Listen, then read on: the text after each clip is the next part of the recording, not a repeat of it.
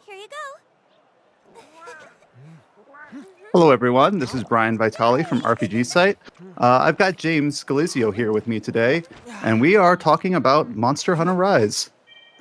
So besides the demo, we haven't been able to play it yet. In a normal non-COVID-19 year, we'd be talking over footage that one of us took from a preview event.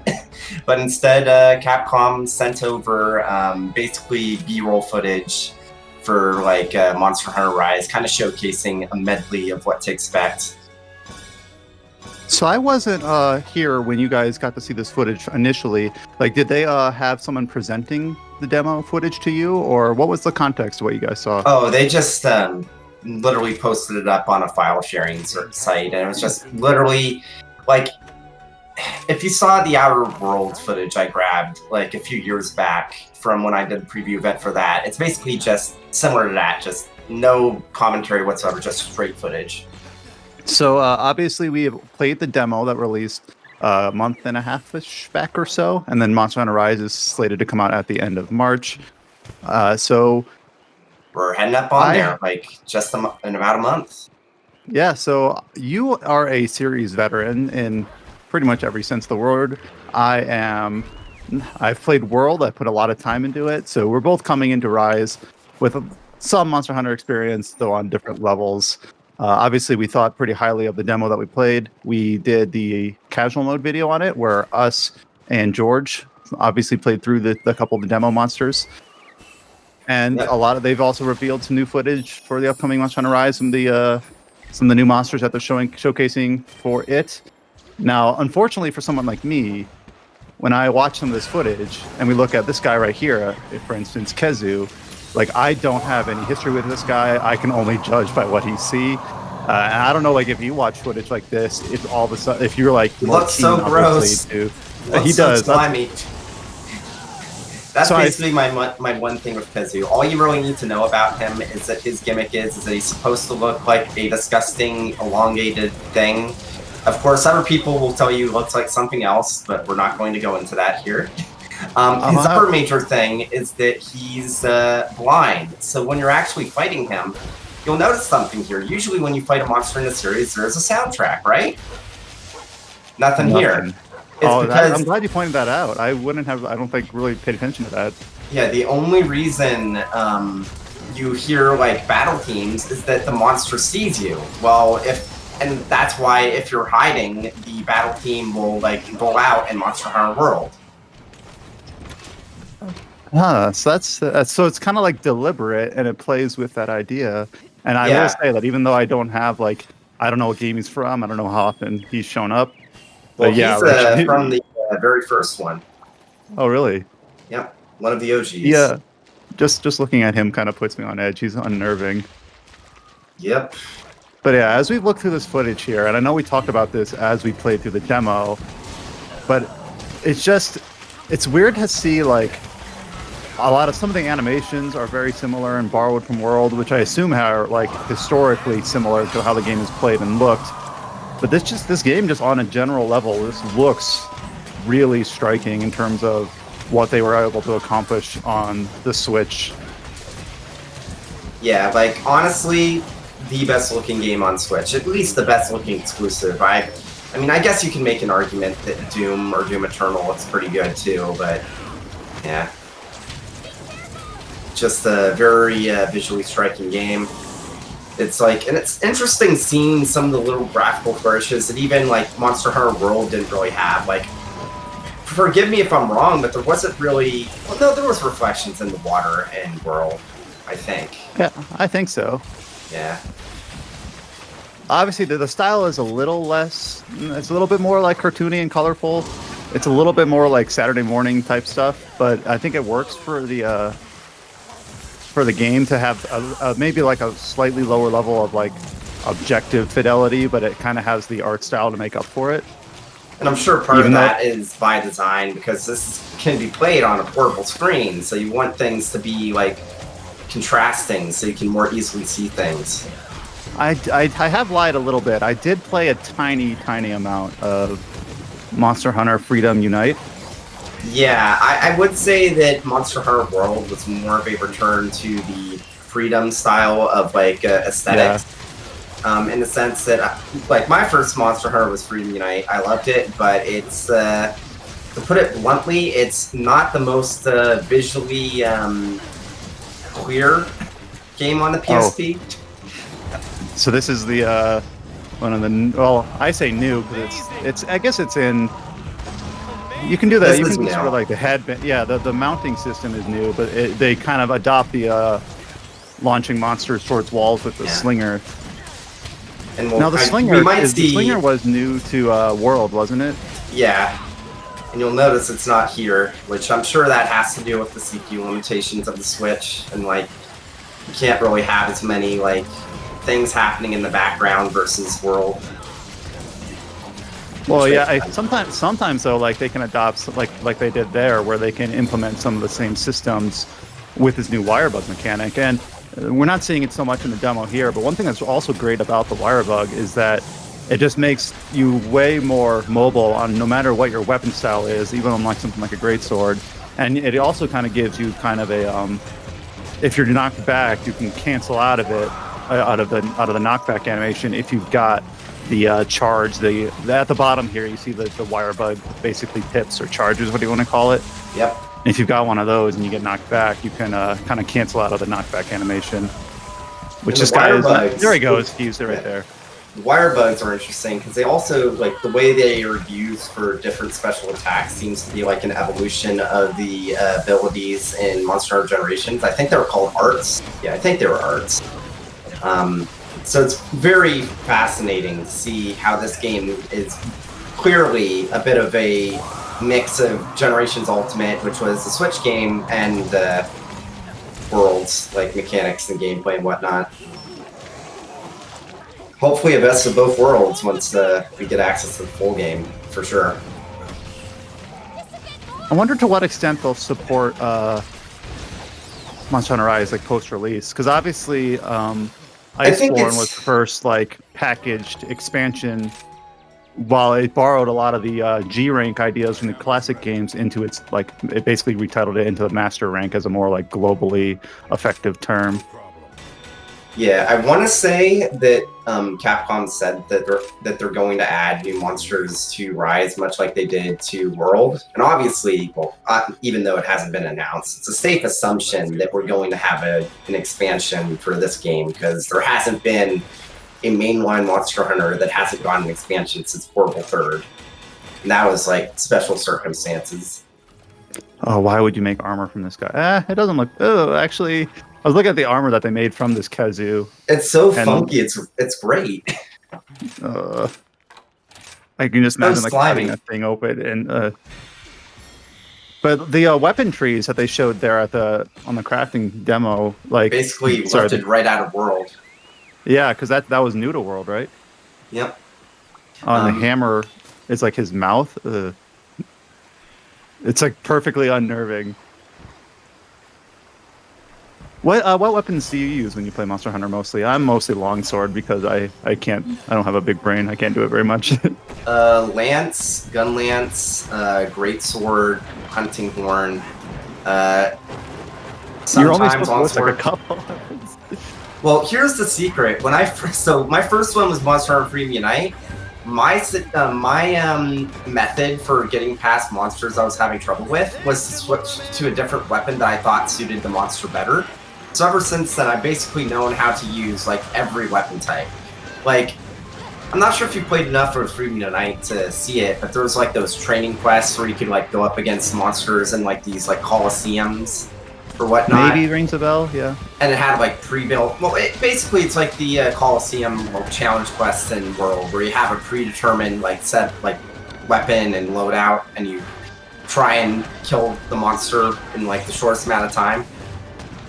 So to put it one way, I cleared every single one of those challenge quests on Freedom Unite with every weapon type available for each of them. So what can you tell me about this guy, Bishatin? He looks cool. He's new, so I don't really have much to say besides he looks dope to fight. So that's the thing. Like, to me, both Kazu and this guy are equally new, but then you're like, this guy is new, legit new. He's like a winged bat monkey. What would you call this thing? A monstrosity? Because it looks like he even has a bit of a beak. Yeah, kind of interesting seeing how there's like several different monsters he seems to be drawing from with his moveset. Like there's a bit of Kongolala, which is another kind of monkey-looking monster. Not sure if he'll be fightable in Rise or not. And then obviously we see right here, Rise is borrowing from World, where two monsters can be present at the same time. So that was rare or non-existent before World. No. In previous games, you could have up to 2 monsters on the screen at any given time. All right. So who's this other guy? This is Royal Ludroth. He is from Monster Hunter Tri. What's his thing? What's his deal? His main is basically a giant sponge. And so when he gets tired, the sponge gets all like dry and scrunched up, and that's your cue that he's going to run away to try and go to a source of water, like a waterfall, to replenish it. Because he uses a lot of water-based attacks like water bubbles and water guns and so on and so forth. And we also saw kind of like the bubble types attacks on the demo fight. Mizutsune, I think. And I know we've stated this a few times, and at least in the casual mode video we did, that to me, as someone who put in a ton of time into Monster Hunter World, and I'm not sure, like I'm still in some ways like burned out, I look at this and I'm like, man, just the variety on display here is, if I'm gonna play Monster Hunter Rise day one for any reason, it's just that it just feels a lot more inherently interesting. Now, Iceborne did get there, like the Monster Hunter World did improve its variety over time. Yeah. But just what they're showing out the gate here in Rise just looks like they picked a good slew, a good berth of monsters to go from the get-go. Yep. I mean, already we've seen we haven't seen footage yet, but it was in the directs where there's that new spider monster that looks really interesting. And obviously there's other spider monsters in Monster Hunter before, so if they put in the skeleton for one, chances are some of the other ones will still show up in some form or another. I'm hoping for Celtis Queen. That was a really interesting gimmick where there's an early game monster in Monster Hunter 4, which is the Celtis, which is a tiny bug thing, which is still a large monster category, but later on you fight the Celtis Queen, and its gimmick is that it'll spawn Celtises, and it'll basically merge with them and deal extra attacks if they're both together. Yeah, that's one thing they can also do with the variety, is the sort of things you have to be on the lookout for. I'm looking at this hammer gameplay here, and I know I want to get out of my comfort zone and try something different. If you've put 700 hours of Longsword in Monster Hunter World, I mean, yeah, just quit cold turkey. Just use an entirely different weapon. Maybe that'll help you feel less burnt out. I do have a good excuse, though. Well, maybe not a good excuse. I originally lost my save file about 200 hours in, and I didn't want to get back to where I was while learning something new.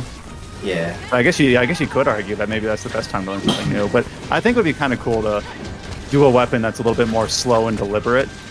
Maybe a bit more tactical, like the hammer. Something inelegant but effective. Well, that kind of disqualifies Hunting Horn now. It's crazy how much more mobile it is compared to playing a weapon that has a more supporty aspect, like the Hunting Horn. And I guess I don't know if this was something bespoke to Monster Hunter World, but a lot of support builds based on the Sword and Shield weapon set. That was a thing in previous games too, because you had wide range and Mushroom Mancer. And then, well, it used to be that the Sword and Shield, or correct me if I'm wrong, that the Sword and Shield could use more items with the weapon drawn than other weapons. Yeah, that was the case. But then eventually they pulled back on that a little bit so that more weapons could use items. I don't know, something like that. And now that we're fighting this guy, obviously we've got the music playing again, and again, like this sounds really great. It does also just make a nice contrast to the other fight, where it's just like even orally, it's just creepy as heck to have to fight that ugly thing in dead silence.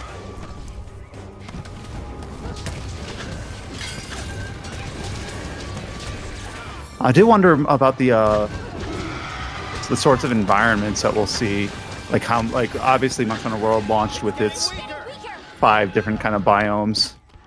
Well, I think we've already seen. So there's the temple area. There's this jungle swamp thing. There's the tundra, and there's the volcano. So that's at least 4. I think there's one. There might be one more that they've shown off that I'm not remembering.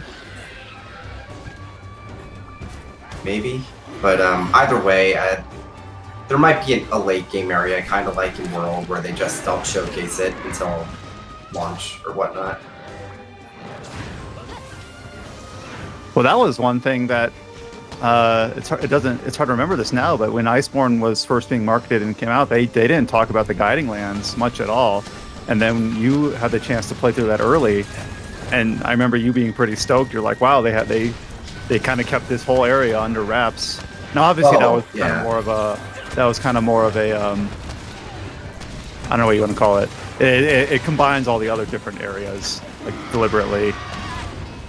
Still, it feels like distinct on its own.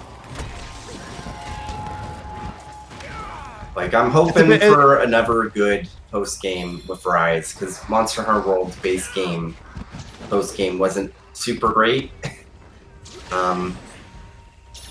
And it's kind of weird to ask for that, because like previous Monster Hunters, it wasn't really until I'd say Monster Hunter 4 and 4 Ultimate that we actually got like a dedicated like endgame loop, I feel like. Because that actually surprises me. Like I figured it was like a Yeah, before it was just like hunter rank grinding to unlock stronger monsters, and once you get to max hunter rank, you're basically just done. Whereas obviously with, well, I guess that's the same deal with Iceborne, but obviously the route to get there is slightly different, because you have not only, well now, because you have all the different DLC monsters you can do, but also the guiding lands is just different from like the regular hunts in a fairly significant way. Just want to comment again that this music is just great. I don't know how much I like the English vocal chatter. It's a bit weird. Well, it's a slider for how much you want them to say things. I guess, though, that I've played, obviously, for the Swab Zeta, like the Xenoblade games, and it didn't bother me there. So it can't get much worse than that. Well, Xenoblade, I'd argue that that's so bad it's good. Yeah, at that point, it's just in the series DNA. Yeah. Don't forget me. Like, one of the lines there was, I hope he has insurance, like, or something like that. Or I hope you've gotten, like, to the monster. I'm like, yeah. Kingdom Hearts 3 flashbacks, where they use that same weird, specific idiom twice in, like, a few cutscenes. I wonder if we can find some ingredients here.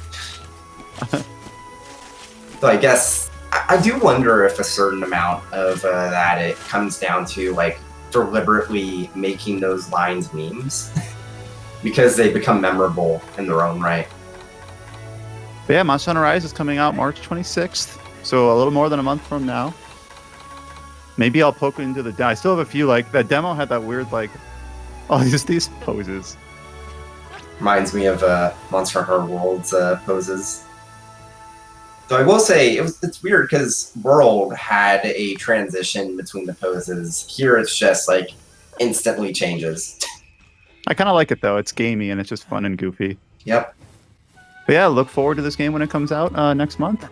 We'll obviously have a review for you then. Injected straight into my veins. Take care.